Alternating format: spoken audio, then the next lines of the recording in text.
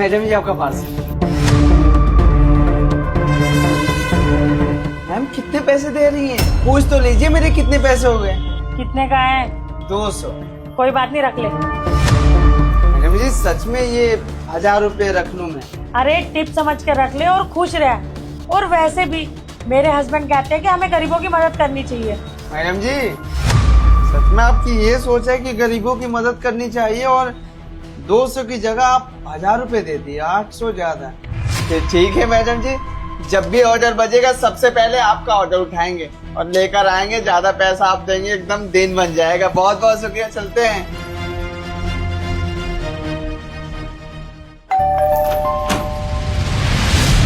नमस्ते मैडम जी, आपका पार्सल 600 हुए। ये ले। मैडम जी मेरे पास खुले पैसे नहीं है और वैसे भी आपने ज्यादा पैसे दे दिए। आप खुले नहीं है तो मैं खुले कराने के लिए नीचे जाऊं क्या?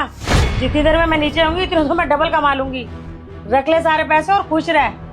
और वैसे भी मेरे पास बहुत पैसा है, मेरे हस्बैंड बहुत पैसा कमाते हैं। अब इन खुले के चक्कर में थोड़ रहूंगी मैं। सारे पैसे रख ले, मेरे हस्बैंड ने बोला कि हमें गरीबों की मदद करनी चाहिए।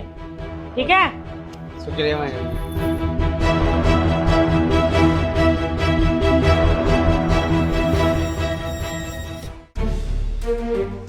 और राहुल बर्थडे पार्टी कहाँ दे रहा है? क्या बर्थडे दीदी, आपको तो पता है मेरी सिचुएशन के बारे में। अब हम आपकी तरह इतने पैसे वाले कहाँ हैं। अरे तू क्यों परेशान हो रहा है? तेरे बर्थडे का सारा खर्चा मैं दूंगी।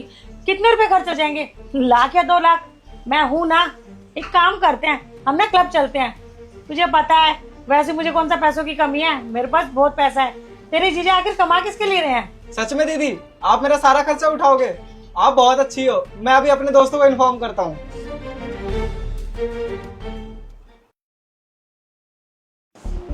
Sir file. साहब जी आपका पार्सल। हाँ रख दो।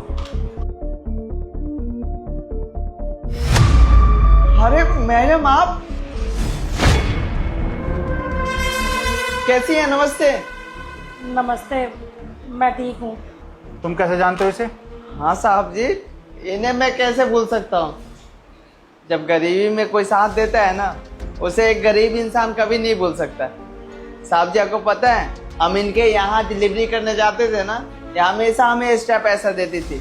और एक्स्ट्रा ये 150 नहीं, 500, 1000, 2000 ऐसे ऐसे पैसे देती थी।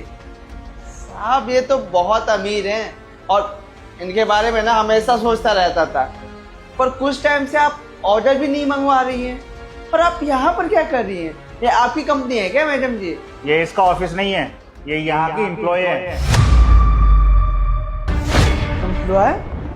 आपकी कंपनी में ये काम करती है?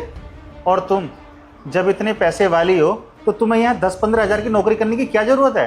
पहले पैसा था, अब नहीं है, सब खत्म हो गया। कैसे? सर मेरे हस्बैंड का ना बिजनेस था और वो बहुत अच्छा चलता था। वो बहुत पैसा कमाते थे, हम बहुत पैसे वाले थे उस टाइम पे। लेकिन समय की मार ऐसी पड़ी कि मेरे हस्बैंड को बहुत ज़्यादा लॉस पड़ गया कंपनी में और काफ़ी लंबे टाइम से उनकी तबीयत भी ठीक नहीं है। जितना पैसा था वो सब खत्म हो गया। मुझे लगता था हम पे इतना पैसा है जो कभी ख़त्म नहीं होगा और मैं सेविंग की बजाय ऐसे पैसा उड़ाती थी और मैंने कभी सेविंग नहीं करी सर। सारा पैसा ख़त्म हो गया। वक्त की मार ऐसी पड़ी कि आज मुझे यहाँ काम करना पड़ रहा है। मैं जहाँ भी जाती थी बेहिसाब पैसा खर्च करती थी। मैं हज़ारों रुपए तो ऐसी टिप दे देती थी सर। और अब देखो वक्त कैसा आया है, मैं एक दिन का ही 500 रुपये कमा रही हूँ। सर बिजनेस में इतना लॉस हुआ कि हम कर्जे में डूब गए और मैंने अपने रिश्तेदारों से, करीबियों से बहुत हेल्प मांगी। मेरी किसने हेल्प नहीं करी सर। और आज देखो कैसा टाइम आ गया सर, मुझे यहाँ पे जॉब करनी पड़ रही है।